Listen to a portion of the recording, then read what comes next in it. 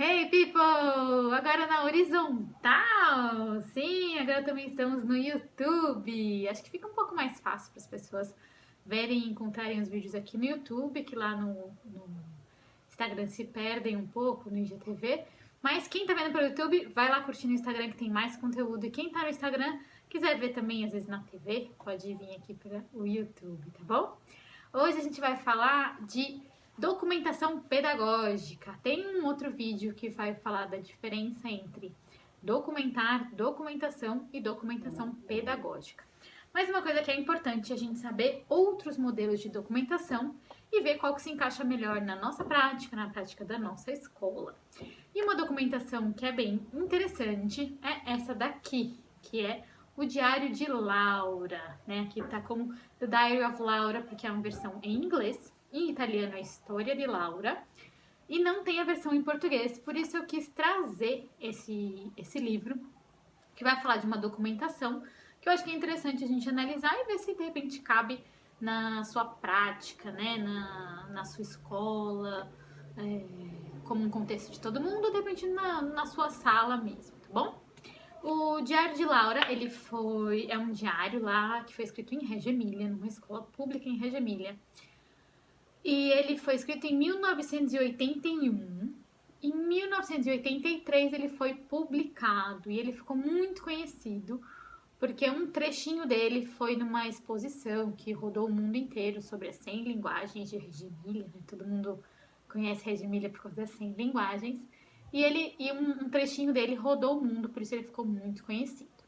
Esse diário da Laura, né, é uma bebezinha bem pequenininha, ele tem como se fossem 10 mini histórias, então as mini histórias elas estão muito ali juntas com esse diário, então acho que ela foi muito inspirada nesse diário de Laura. E o diário começa com como se fosse aquela anamnese que a gente faz com os pais, eles contam um pouco sobre a Laura, hábitos de alimentação, noturnos, algumas questões com ela.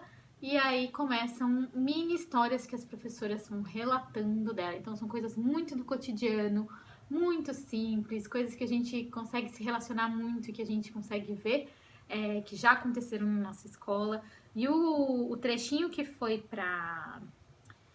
mais famoso, né, que foi para a exposição, se chama The Watch TikTok. Então é o TikTok do relógio. É esse daqui, não sei se vai dar para ver muito bem. Tem algumas imagens, tá vendo? É uma história bem simples, onde a menina, depois de comer, tá vendo uma revista. E na revista ela vê uma propaganda de vários relógios, né, de pulso. E a professora mostra pra ela, conversa com ela e mostra o próprio relógio no pulso dela e coloca no ouvido dela pra ela escutar.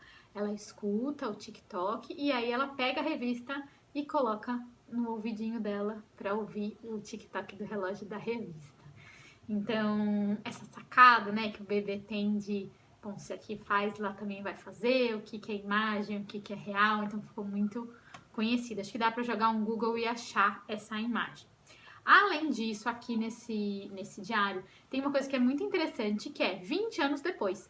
Em 2003, eles encontraram com a Laura foi na escola onde ela estudava, com o filhinho dela e com a mãe, para elas reverem essa documentação. Então, imagina que mágico você ver a sua documentação de quando você era bebê e você agora com filho, imaginar isso para o seu filho.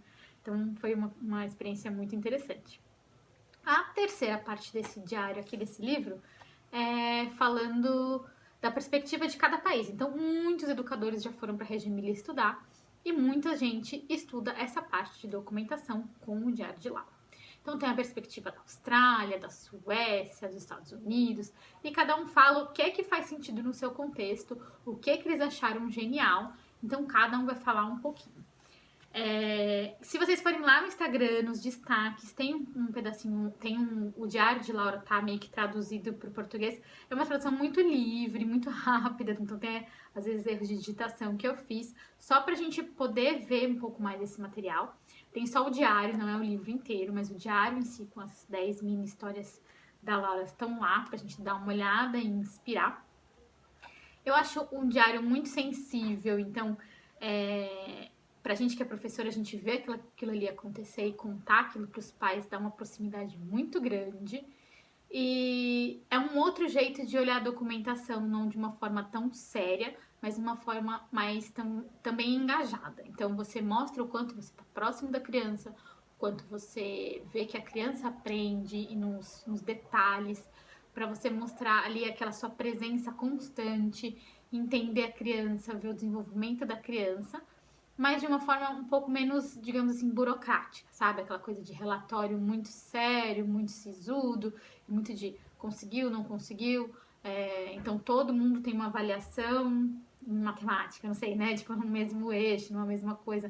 Então, às vezes os relatórios são muito parecidos.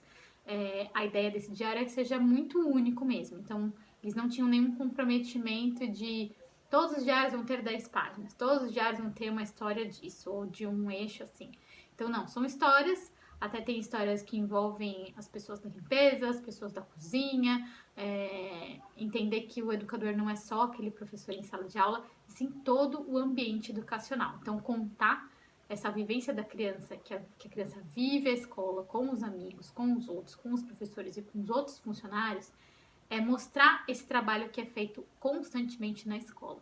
Então, eu acho que é uma documentação muito legal e que a gente pode repensar e pensar também essa participação escola, comunidade e conseguir mostrar mesmo o nosso trabalho. Acho que falta um pouco a gente mostrar o quanto o dia a dia é importante e que a gente não tá só dando aula ali para criança, né? Tipo, só naquele momento que a gente está ensinando que está se aprendendo, elas aprendem o tempo inteiro naquele contexto escolar e quanta coisa a gente está observando e pensando um próximo passo a partir dessas descobertas das crianças.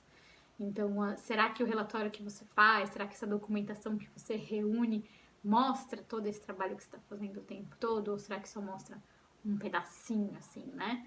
Então, eu acho que é uma documentação que fica muito mais a cara das crianças, que os pais conseguem se identificar melhor e aproxima muito eles.